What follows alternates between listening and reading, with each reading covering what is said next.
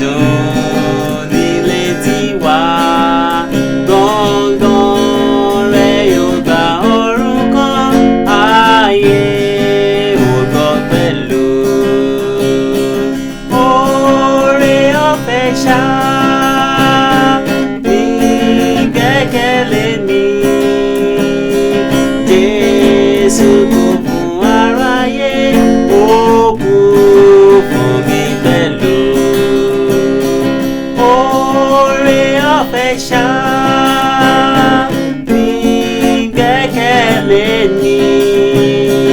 Jésù kú fún aráyé, ó kú fún mi pẹ̀lú.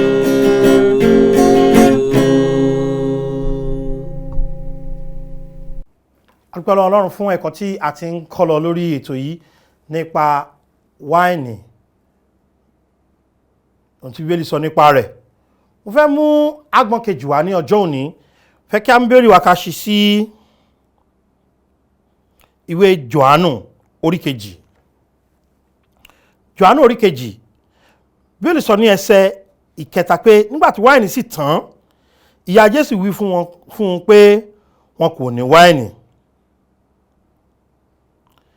Ẹsẹ̀ karùn-ún ní ìyá rẹ̀ sì wí fún àwọn ìránṣẹ́ pé ohunkóhun tí ó bá wí fún yín ẹ ṣe é. Ẹsẹ̀ keje ní Jésù wí fún wọn pé ẹ pọn omi kún ìkòkò wọn nì, wọ́n sì kún wọn títí dé etí. Ó sì wọ́n pé ẹ bù ú jáde nísinsìnyí kí ẹ sì lọ gbé tọ̀ olórí àsè lọ, wọ́n sì gbé e lọ. Olúwa dúpẹ́ fún àkókò yìí. Ọlọ́run ẹ jọ̀ọ́ ẹ bá ọkàn wa sọ̀rọ̀, ẹ lu ọ̀rọ̀ inú ayé wa, ẹ jẹ́ kó ní ipa rere nínú ayé wa. Ẹ ṣàánú fún wa Ẹlẹ́dàá, fún àwọn kan tó ti ń yí padà, ẹ yí wọn padà tán, ẹ ràn wọ́n lọ́wọ́ láti ṣe àtúnṣe tó nítumọ̀. Jésù Olúwa wa, àmín. Mo bá sọ̀rọ̀ pé wáìnì jẹ́ ohun tá à ń lò fún oríṣiríṣi nǹkan. Ó lè jẹ́ ọtí líle, ó lè jẹ́ ẹlẹ́rìndòdò. Mo bá sọ̀rọ̀ pé ọ̀rọ̀ Ọlọ́run sọ fún wa pé àwọn nǹkan tó ń bá ọtí mímu, ọtí líle mu wá, ó jẹ́ àwọn nǹkan tó jẹ́ pé kò sí ìbùkún níbẹ̀. Ìpọ́njú àti ìbànújẹ́ ni. Mo bá sọ̀rọ̀ pé ẹni tó bá ṣe tán àti kú náà nìkan fún lọ́tí wáìnì, kí ló tó fẹ́ para rẹ̀. Bí ó sọ pé ègbé ni fún àwọn tó ń jí lọ mutí, gbẹ̀yìn tẹ́lẹ̀ pé tẹ́ bá ti jí láàárọ̀ báyìí kọ̀rọ̀ àdúgbò lẹ́tí ń fa oríṣiríṣi nǹkan, lẹ́tí ń po oríṣiríṣi nǹkan pọ̀. Mo sì pè wá níjà pé ẹni tó lè ràn wá lọ́wọ́ lórí ọ̀rọ̀ yìí kò ju Jésù Olúwa lọ. Gbọ́ bẹ̀rẹ̀ táwọn èèyàn máa bẹ̀rẹ̀ pé ebi Jésù náà sọ omi di wáìnì. Bẹ́ẹ̀ ni, kí ni ìdí tí èmi fi gbàgbọ́ wípé Jésù lóòótọ́ ó sọ omi di wáìnì, ṣùgbọ́n kì í ṣe ọtí líle. Ọ̀pọ̀lọpọ̀ ìdí ni mo fi gbàgbọ́ bẹ́ẹ̀. Ìwé Hébérù ni wọ́n ti bẹ̀rẹ̀ ohun tó jẹ́ kí n gbàgbọ́ wípé Jésù ó sọ omi di wáìnì ṣùgbọ́n kì í ṣe ọtí líle. Hébérù orí keje ẹsẹ̀ 29 rẹ̀ ó ṣàlàyé irú ẹni tí Jésù jẹ́ fún wa. Nítorí pé irú olórí àlùfáà bẹ́ẹ̀ ni ó yẹ wá, mímọ́, aláìlẹ́gàn, àìléèrí, tí a sì yà sí ọ̀tọ̀ kúrò nínú ẹlẹ́ṣẹ̀, tí a sì gbéga ju àwọn ọ̀run lọ. Ta ni Jésù o? Ẹni mímọ́. Ṣé rí ọtí tó bá ti ní kíkan nínú tí a ń pè ní alcohol tó ń jẹ́ kó kan, ohun kan tó dájú ni pé àmì èérí àti ẹ̀ṣẹ̀ ni. Kí ni Jésù wá yí padà? Ó sọ ọtí wáìnì, ó sọ omi di wáìnì. Nígbà tó sọ di wáìnì nì, ẹ ṣàkíyèsí pé wáìnì tí ó fún wọn ó jẹ́ wáìnì tuntun. Ó túmọ̀ sí pé àkókò ò tí ì lọ lórí rẹ̀ débi tí ó di ohun tó kan. Kò la àwọn ìgbésẹ̀ tí wọ́n fi máa ń ṣe àwọn wáìnì kọjá tí ó fi jẹ́ pé yóò di tó kan. Àwọn ènìyàn tilẹ̀ sọ pé ó dùn. Eléyìí fi di rẹ̀ múlẹ̀ pé nítorí pé Ọlọ́run wa ó jẹ́ aláìléèrí, kò lè fún wa ní nǹkan tí yóò mú èrí jáde sínú ayé wa jáde. Jésù kò fún wọn ní ọtí wáìnì tó jẹ́ ọtí kíkan tàbí ọtí líle mu. Ẹ kí n fún wa ní ìdí mìíràn tí mo fi gbàgbọ́ dáadáa pé Jésù kò fún wa ní ọtí wáìnì mu. Ìwé Ábákúkù. Ṣẹ̀rí Jésù Olúwa kò ní láíláí ṣe lòdì sí Bíbélì, kò ní láíláí ṣe lòdì sí ọ̀rọ̀ Ọlọ́run. Jésù Kristi ó sọ fún wa nínú Ábákúkù orí 2 ẹsẹ̀ 15 ìpè ègbé ni fún ẹni, ọ̀rọ̀ Ọlọ́run sọ fún wa pé ègbé ni fún ẹni tí ó fi ohun mímu fún aládùúgbò rẹ̀ tí ó sì fi ọtí líle rẹ̀ fún un tí ó sì jẹ́ kí ó mu àmupara pẹ̀lú. Jẹ́ kọ́kọ́ dúró ní kí kọ́kọ́ kìlọ̀ fún ọ, ìwọ tẹ́ pé èému tí ìgbòmọ tí rà fáwọn èèyàn. Tẹ́ pé tó bá ti ṣègbéyàwó ìwọ́gò ò ní mú o. Ìgbọ́n ìgbéyàwó rẹ, ìnáwó rẹ yóò kún fọ́tí ni. Bó bá ṣe ń mẹ́mu bẹ́ẹ̀ náà ló máa mu àwọn oríṣiríṣi nǹkan míì tó le. Ọ̀rọ̀ Ọlọ́run sọ pé ìwọ tó ń fáwọn èèyàn mu ègbé ni fún ọ, kì í ṣèbùkún. Kí ló dé tó fẹ́ ègbé inú Bíbélì tẹ́ pé ò fẹ́ ìbùkún bẹ̀? Gbọ́ mi dáadáa arákùnrin àti arábìnrin, gbọ́ mi dáadáa gẹ́gẹ́ bí ọ̀rọ̀ Ọlọ́run ṣe sọ fún wa pé ègbé, ṣé Jésù yóò wá fáwọn èèyàn lọ́tí mu nígbà tó mọ̀ pé ọ̀rọ̀ Ọlọ́run sọ pé ègbé ni? Jésù òun wá sáyé láti wá pa òfin mọ́ ni, kì í ṣe láti lòdì sí òfin. Jésù wá sáyé láti jẹ́ ẹni tí kò ní mú ọ̀rọ̀ Ọlọ́run ṣẹ, ṣùgbọ́n láti mú kí ni ọ̀rọ̀ Ọlọ́run ṣẹ ni. Jésù Olúwa wá sáyé nígbà tó wá yí omi di wáìnì nì, jẹ́ kí n tún sọ létí rẹ dáadáa kó lè gbọ́ pé kò ṣe lòdì sí ọ̀rọ̀ Ọlọ́run, nítorí náà kì í ṣọtí líle ló fún àwọn èèyàn mu. Torí pé Bíbélì sọ pé tó bá ti fún àwọn èèyàn lọ tí ń lè mu, kí ni fún ègbé? Jésù kò lè lòdì sí ọ̀rọ̀ Ọlọ́run. Wo ọ̀rọ̀ Ọlọ́run yẹn dáadáa. Èmi kọ́ ni mo kọ́, bàwọn babalá mi kọ́ ló kọ́, ṣùgbọ́n òtítọ́ ọ̀rọ̀ Ọlọ́run tó farahàn gbàgbàgbà ni pé ègbé ni fún ẹni tí ó fi ohun mímu fún aládùúgbò rẹ̀ tí ó sì fi ọtí líle rẹ̀ fún un tí ó sì jẹ́ kí ó mu àmupara pẹ̀lú kí ìwọ bá lè wo ìhòòhò wọn. Àwọn ẹlòmíì tún ní èròǹgbà pé mo fẹ́ kó ṣẹ̀sìn. Ìdí tó fi ń rọtí fún ni pé o ti mọ̀ pé yóò máa ṣe wọ́nranwọ́nran. Ìdí tó fi ń rọtí fún ni o ti mọ̀ pé yóò máa sọ àwọn ọ̀rọ̀ àṣírí. O ti mọ̀ pé tó bá ti rọtí fún oríṣiríṣi nǹkan ni yóò máa jáde lẹ́nu rẹ̀, kò ní ná ní ẹnikẹ́ni mọ́. Ìdí ní ìtọ́ Ọlọ́run fi pàṣẹ fún wa pé ẹ má ṣe kún fún ọtí wáìnì nínú èyí tí rúdurùdu wà. Ọlọ́run mọ̀ sọ bẹ́ẹ̀ ni kí ó lè yé wa pé wọ́n ẹni tó pè lọ́rẹ yẹn ó kọ́ṣẹ́ kò lè ra irinṣẹ́ fún ọ, pé kò síjọ́ tó dọ́dọ̀ rẹ̀ tí èrò ti fún ọ. Tẹ́bi oúnjẹ gidi bá ń pọ́ kò ní rà fún ọ. Kì í ṣàfẹ́nifẹ́re rẹ o, afẹ́nifẹ́ bí rẹ ni. Ronú sí dáadáa. Mo bá arákùnrin kan sọ̀rọ̀ láìpẹ́ yìí, ó máa ń ṣe iṣẹ́, ó kọ́ṣẹ́ ọwọ́ tó níṣẹ́ ọwọ́, wọ́n wá jí irinṣẹ́ rẹ̀ lọ. Ó wá ṣọ́ọ̀ṣì, òun nílò irinṣẹ́ míì. Mo bí o, mo ní ó ṣe lọ gbà lọ́wọ́ àwọn tí wọ́n fún ọ lọ́tí. Ṣé wọn ò mọ̀ pé nǹkan ṣe ọ́? Wọ́n mọ̀ kí wọ́n ti ṣe fún, èlò wọn ti dájọ́ fún ọ. Owó ìtàn fi rọtí fún ọ lọ́sẹ̀ tó kọjá, ó ṣe gbà lọ́wọ́ wọn. Wọn ò ní ètò rere fún wọn. Ẹlòmíì bí olúwa rẹ̀ ó ṣe ṣẹ̀sìn, òun ni wọ́n fojú ṣọ́. Bí olúwa rẹ̀ yóò ṣe di ẹni tẹ́gẹ́ tí kò ṣá máa mutí kí. Nígbà tí àwọn nǹkan bá sì bẹ̀rẹ̀ sí pa lára, yẹ̀yẹ́ ni wọ́n máa fi ṣe. Jésù kò ní lòdì sí ọ̀rọ̀ Ọlọ́run láéláé. Ó ní kẹ́ má ṣe rò pé mo wá láti wá rú òfin. Ó ní lóòótọ́ ni mo wí fún yín, ọ̀run àtayé kò lè kọjá.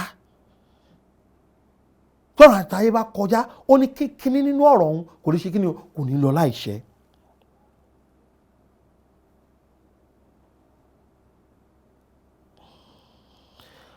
Ọ̀pọ̀lọpọ̀ wa la máa ń sọ pé ọ̀rọ̀ Ọlọ́run yìí ní tó ń sọ fún wa náà ni pé torí kó fẹ́ wó oorun rẹ̀ ni, kì í ṣe lẹ́yìn nìkan. Bíbélì sọ fún wa nínú Tẹsalóníkà kìíní orí 5 ẹsẹ̀ 22 pé ká ta kété sí ohun tó jọ mọ́ ibi. Gbogbo ohun tó jọ ibi pátá ta kété sí. Má súnmọ́ ibi rárá, má bá ibi rìn. Ọ̀rọ̀ Ọlọ́run ló kọ́ wa bẹ́ẹ̀. Jésù ẹni ìwà mímọ́ ló ní, kò lè fún wa ní tí yóò sọ wá dà láìmọ́. mu. Nǹkan kejì ni pé Jésù Olúwa kò ní lòdì sí ọ̀rọ̀ Ọlọ́run. Ọ̀rọ̀ Ọlọ́run sì kọ́ wa pé ká má fún èèyàn lọ́tí mu. Nǹkan kẹta ó ní pé Jésù Olúwa jẹ́ àlùfáà. Hébérù orí kejì. Wọ́n ka Hébérù orí kejì ìwọ̀n sáré lọ sí Lévítíkù orí kẹwàá. Kí nìdí tí mo fi gbàgbọ́ pé Jésù kò lè fún èèyàn lọ́tí líle mu? Ipò ọtí tó yí padà níjọ́sìn ni kì í ṣọtí líle.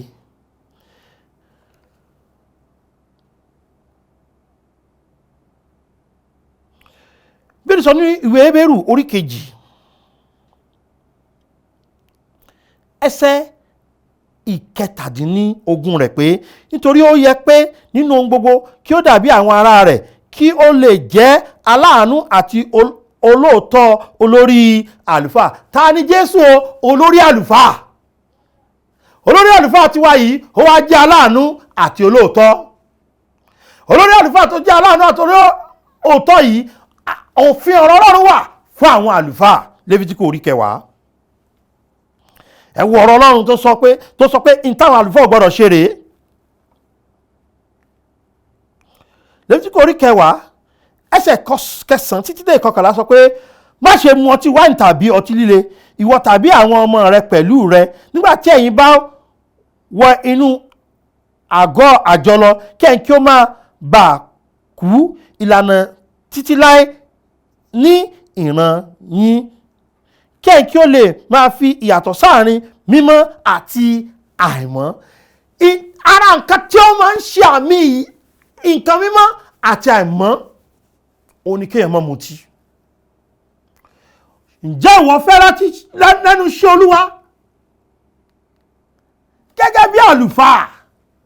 Bíbélì ní má ṣe mu ọtí líle. Ẹsẹ̀ kẹjọ ó ní Olúwa sì sọ fún Árónì pé má ṣe mu ọtí wáìnì tàbí ọtí líle. Kí Árónì olórí àlùfáà kó lè ṣe ìyàtọ̀. Jésù olórí àlùfáà lòun gángan lórí àlùfáà títí láéláé. Olórí àlùfáà tiwa yìí kì í mọtí, kì í sì fún èèyàn lọ́tí mu. Ohun tó fáwọn èèyàn mu ní ọjọ́ ni ló ní nǹkan ẹlẹ́rìn dòdò. Kò ní takò ọ̀rọ̀ Ọlọ́run. Ẹni mímọ́ ni. Òun máa ń fi ìyàtọ̀ hàn láàrin mímọ́ àti àìmọ́. Ìkẹta ni pé òfin ọ̀rọ̀ Ọlọ́run sọ fún àwọn àlùfáà pé wọn ò gbọ́dọ̀ mutí. Ǹjẹ́ ẹ mọ̀ pé èmi àti yín pẹ̀lú àlùfáà ni wá? O mọ̀ pé àlùfáà ni ọ́. Bíbélì pè wá ní olú àlùfáà. Ènìyàn ọ̀tọ̀. Ènìyàn ọ̀tọ̀ tá a wá jẹ́ yìí, ǹjẹ́ a yàtọ̀ rárá? Tó bá lọ náwó, ń ṣe náwó ni, kò sí ní tèèmù.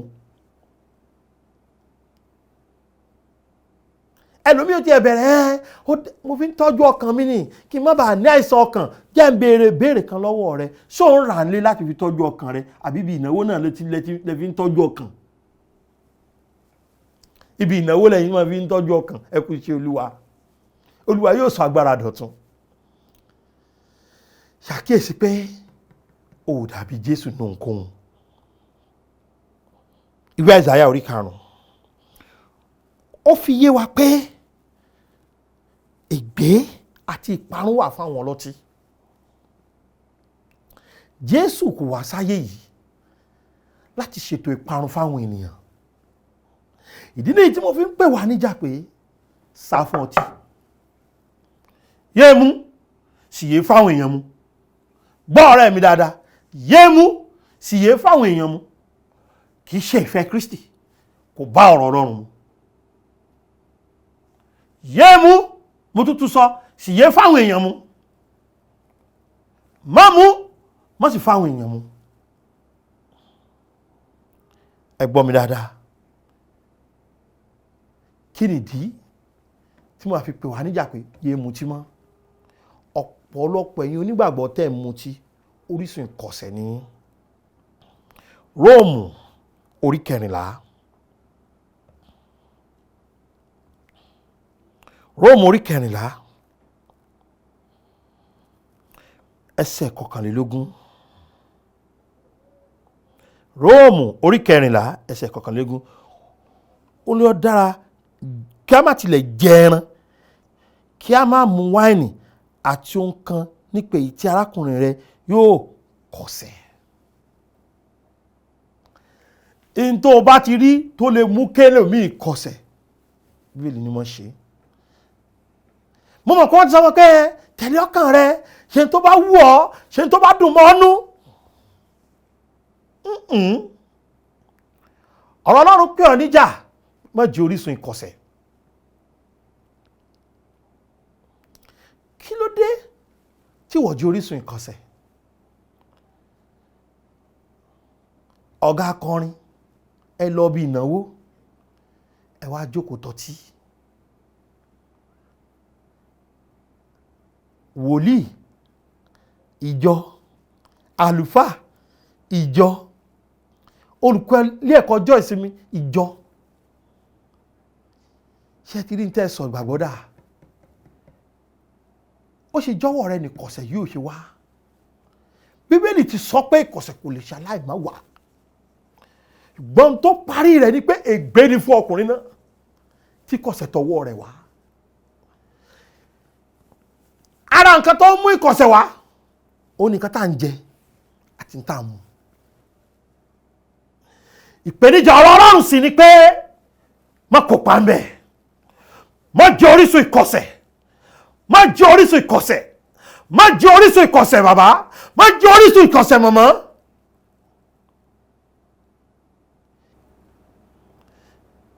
Torí pé ǹjẹ́ ọ̀dà yóò ṣẹlẹ̀ sẹ́ni tó kọsẹ̀, ṣùgbọ́n ìwọ náà tó mú kọsẹ̀, ègbé ni fún wọn náà. Kí wá lèrè tó ń ṣe?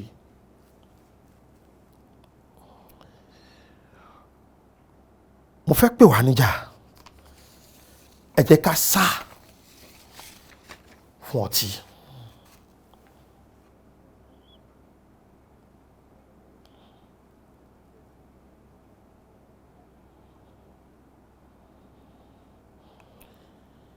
Ṣé ẹ rò pé níjọ́ tí Jésù tó fáwọn èèyàn ní ọtí ní wáìnì, tó sọ omi di wáìnì, níjọ́ tí Jésù sọ omi di wáìnì, mo fẹ́ ká rántí nǹkan kan.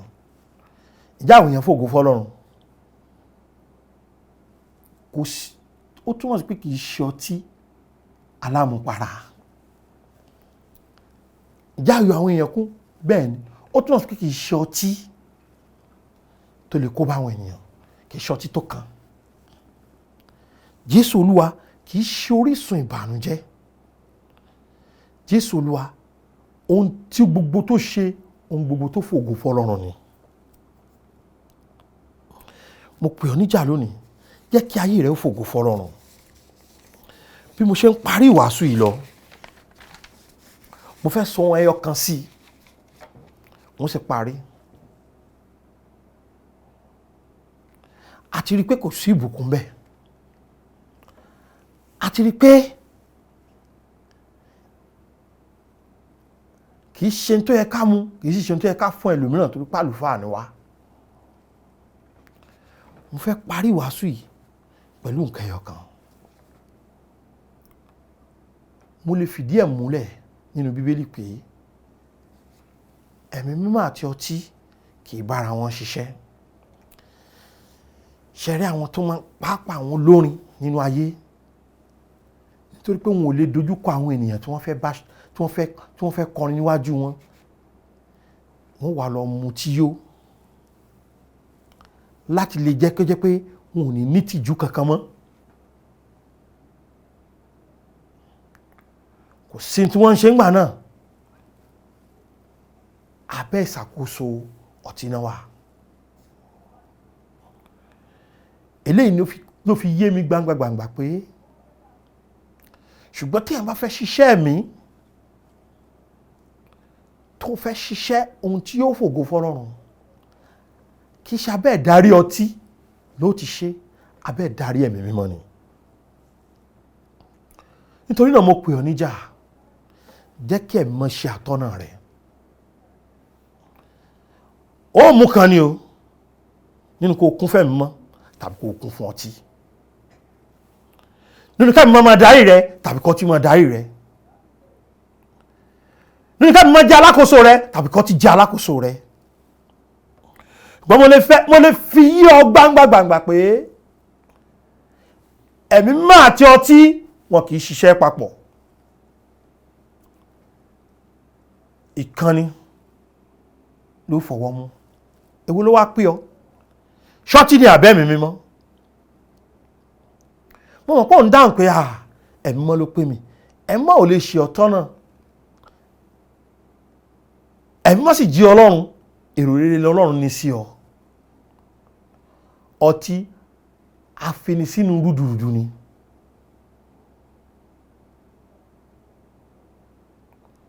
Sá fún rúdurùdu.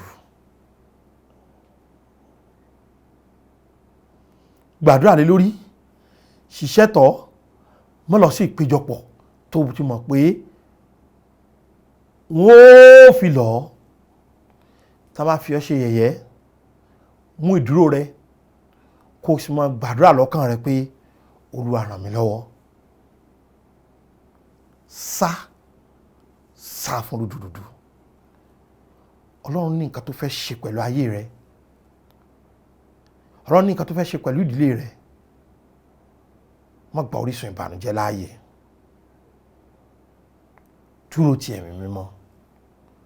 Olùtùnú ni, olùkọ́ni ni, orísun agbára ni. Dúró ti ẹ̀mí mímọ́.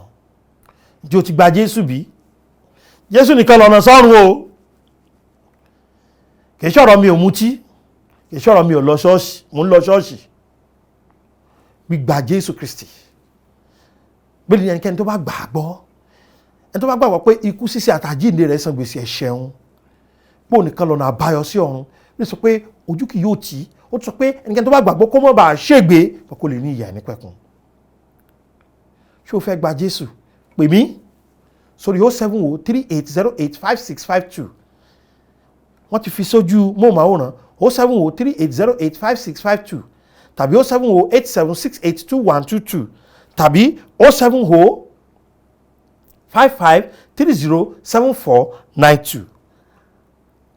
Èyí tí mo pè kàn yẹn 07055307492 òní WhatsApp wa. Tó bá ní ìbéèrè fi ránṣẹ́. Tó bá nílò láti yọjú sí wa pé a sọ ibi tó ti lè rí wa.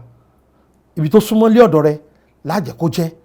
A ó sì lè fi ọ̀rọ̀ Ọlọ́run ràn ọ́ lọ́wọ́ ṣíwájú sí. Ẹ ṣé tẹ́ tẹ́tí sí ètò yìí lónìí. Olúwa yóò wà pẹ̀lú yín. Ẹ ṣé Ọlọ́run bàbá wa nítorí pé ẹ mọ̀ọ́mọ̀ kọ́ wa ní ọ̀rọ̀ yín. Jẹ́ kí àwọn èèyàn wọ̀nyí sá fún ọtí. Jẹ́ kí wọ́n sún mẹ́yìn fún rúdurùdu. Fún àwọn tó ti pinnu láti sá, Olúwa fún wọn ní okun àtinúwá. Kẹ́ ẹ sì ṣàánú fún wọn. Ẹ ṣé Ọlọ́run olótìtọ́ ní orúkọ Jésù Kristi Olúwa wa. Àmín. Ó dàbọ̀. Adùn nílé tiwa, gbọ̀ngbọ̀n rẹ̀ yóò gba ọ̀run kan, ayé ò gbọ́ pẹ̀lú. Oore ọ̀fẹ́ ṣá ní gbẹ́kẹ̀lé ní Jésù kú fún aráyé, ó kú fún mi pẹ̀lú. Oore ọ̀fẹ́ ṣá ní gbẹ́kẹ̀lé ní